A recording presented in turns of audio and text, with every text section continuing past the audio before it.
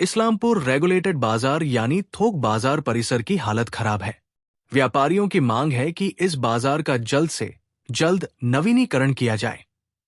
इस विनियमित बाजार में मछली, पान, सब्जियां, चावल, आलू, अमरूद, फल आदि सहित विभिन्न उत्पादकों का आड़ात है।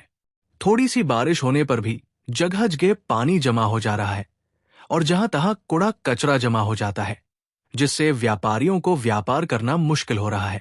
मार्केटिंग व्यवसायियों का कहना है कि इस थोक मार्केटिंग में प्रतिदिन कई ग्राहक व्यापार करने आते हैं और उन्हें काफी परेशानियों का सामना करना पड़ता है।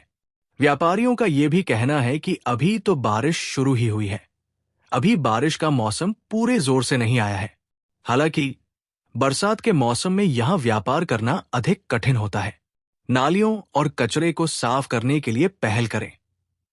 व्यापारियों का कहना है कि उन्होंने कई बार मार्केटिंग अधिकारियों को बताया, लेकिन उन्होंने कोई कार्रवाई नहीं की। हम मांग करते हैं कि मार्केट में यथाशीघ्र सुधार किया जाए, अन्यथा हमें अन्य कदम उठाने पर बाध्य होना पड़ेगा। এটা হলো ইসলামপুর রেগুলেটেড মার্কেট। এইখানে হোলসেলের সমস্ত ব্যবসা হয়। পান থেকে শুরু করে, সবজি থেকে শুরু করে, ফল থেকে শুরু করে, মাছ থেকে শুরু করে বিভিন্ন রকমের ব্যবসা হয় হোলসেল। প্রত্যেক দিন এখানে হাজার হাজার মানুষের আসা যাওয়া হয়। তার ব্যাপার হলো এই যে আপনারা দেখতে পেয়েছেন, এখন প্রথমে তো আপনার চ্যানেলকে আমি ধন্যবাদ দেব যে সাধারণ মানুষের এই অসুবিধাগুলোকে আপনি তুলে ধরেছেন, তার জন্য আপনাদেরকে ধন্যবাদ জানাই। এই সমস্যা কিন্তু অনেক দিনেরই আছে। আমরা লিখিতভাবে আপনাদের চ্যানেলের মাধ্যম দিয়ে, মিটিংয়ের মাধ্যম দিয়ে বারংবার বলেছি, কিন্তু সমস্যার সমাধান হচ্ছে না। এখন দেখতেই পাচ্ছেন একটু জল হলেই জলের কোনো নিকাশি নেই, আমাদেরকে হাঁটু হাঁটু জলের মধ্যে আসতে হয়। নোংরার অবস্থা দেখতেছেন, বারবার আমরা কমপ্লেন করতেছি, এই নোংরার মধ্যে আমাদেরকে ব্যবসা করতে হয়। মাছবাজারের যে সেটগুলো আছে বহুদিন ধরে, বহুত বছর থেকে এটা ভাঙা টুটা আছে। আমরা বারবার বলতেছি এটাকে রিপেয়ার করা হোক, সেটাও রিপেয়ার করা হচ্ছে না। শুধু এটাই না, সন্ধ্যা হলেই যে এখানে দুষ্কৃতীদের আড্ডা, আপনি কাউকে কিছু বলতে পারবেন না, এরকম অবস্থা। সব সময় আমরা ভয়ের মধ্যে এখানে ব্যবসা করছি।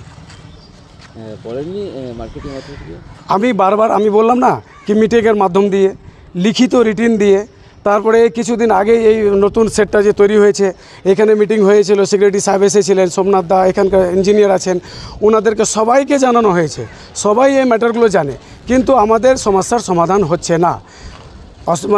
আর এইখানে সন্ধ্যা হলেই দুষ্কৃতীদের আড্ডা, আশেপাশের যত লোকজন আছে আপনি নোংরাগুলো দেখতেই পাচ্ছেন। মাছের কম আর আবর্জনাগুলো আশেপাশের অনেকগুলো আছে।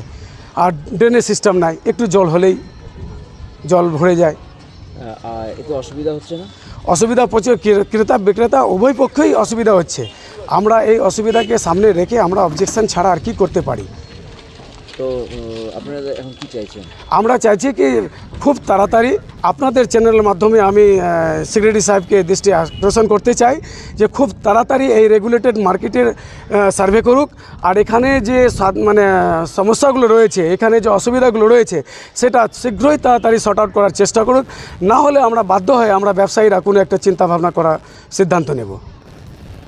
বাজারে নোংরা আছে প্রচুর, জল বেরোচ্ছে না, ড্রেনগুলো পুরো জাম হয়ে আছে।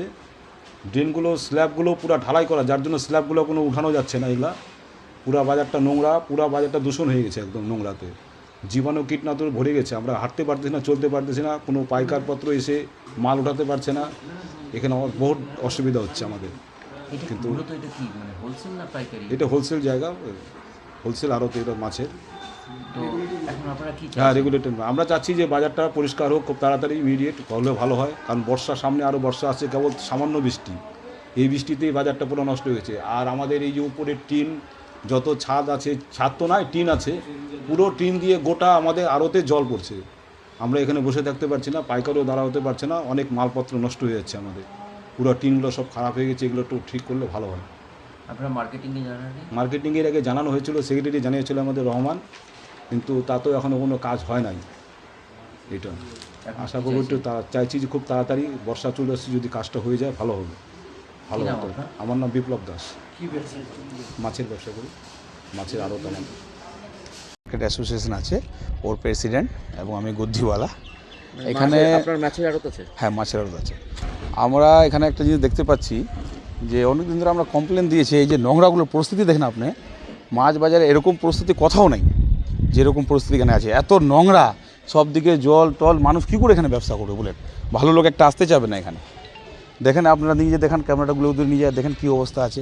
আর এখন যে এই সিটটা যখন এখানে তৈরি হলো, রিসেন্টলি হয়েছে, 1 মাস হচ্ছে, কেমন ওদের ইঞ্জিনিয়ারের কাজ, কেমন প্রশাসনের কাজ, যে রোড থেকে কোনো দিন কি আমাদের যেখানে যাতায়াত করবো ওটা কি ডাউন হয় কোনো দিন? দেখেন পুকুর করে দিয়েছে, কত ডাউন করে বানাইছে, এগুলো কেমন কাজ করেছে? এগুলো তো আমি বলবো কি ফেলিয়ার, গভর্নমেন্টের ফেলিয়ার আছে।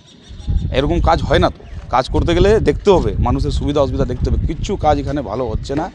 আমরা কমপ্লেন দিয়েছি, আমাদের কোনো শুনবাই হচ্ছে না। আর নোংরা, আচ্ছা এটা মার্কেটিংয়ের জায়গার মধ্যে পাড়ার লোক আসে নোংরা ফেলবে কেন? এই যে পাড়ার যে নোংরা আছে, বাড়ির যে জিনিসপত্র আছে, খাওয়া দাওয়ার জিনিস আছে, সব আমাদের মার্কেটিংয়ে নিয়ে আসে ফেলতেছে। এটা তো পৌরসভার যে সিট রাখা আছে যে যে জায়গায়, ওদেরকে ওখানে ফেলতে লাগে, আমাদের গদ্দির আগে নিয়ে আসে ফেলতেছে। এরকম পরিস্থিতি হয়ে গেছে, আমরা বলে বলে পড়ে যান, কিন্তু মার্কেটিং কোনো গার্ড দিচ্ছে না, কোনো সিকিউরিটি দিচ্ছে না। আমরা কত মানুষের সঙ্গে ব্যক্তিগত যা ঝগড়া করবো বলেন? আমরা এখানে ঝগড়া করতে যাচ্ছি, আমরা এখানে ব্যবসা করতে যাচ্ছি, কিন্তু আমরা সুবিধা এখানে কোনো পাচ্ছি না, কমপ্লেন আমাদের কোনো শোনা হচ্ছে না। আপনারা কি চাইছেন? আমরা চাচ্ছি যে এখানে আমরা ব্যবসা করছি, জায়গাটা পরিষ্কার হোক। আমরা তো নোংরার মধ্যে ব্যবসা করতে পারবো না। এই জিনিসটা নোংরা করে আছে, তো কে আসবে এখানে? একটাও তো ভালো লোক আসতে চাবেন। আমরা কি করে এখানে থাকবো বলেন? আপনি বলেন। আমরা চাই যে এগুলো পরিষ্কার হোক। আপনারা আসছেন, কভারেজ করতেছেন, আমরা তো কমপ্লেন দিয়েছি, দেখা গেলো কি আপনাদের কভারেজের মাধ্যমে উপর লেভেল থেকে যাবে জিনিসগুলো, তাহলে কাজ হবে। আর মিডিয়া তো চালেই সব কিছু করতে পারবে। কি নাম আপনার? আমার নাম মোহাম্মদ গুলাম মুর্তেজা।